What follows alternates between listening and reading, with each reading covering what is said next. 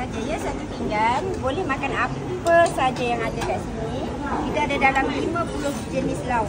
Yang penting jangan membazir. Kita masih ada. Okay, boleh Kak sikit? Okey, ikan singgan nak kodok? Salad eh? Okey, koyak dah. Apa lauk Kak ada sehari? Ada dalam 40-50 jenis lauk. Okey. Buat koyak sikit? Okey. Buat koyak sikit, sambal belacan sikit. Sambal belacan. Kalau goreng-goreng ada ke apa Kak? Okay. Paru belada Kak Paru belada. Gapo hok belada tu ada belakang dah. Dia terang belakang. Terang belakang dah, mari dah. Tang ikan bilis. Lagi? Okay, pandai Kak. Okey, pandai dah. Okey.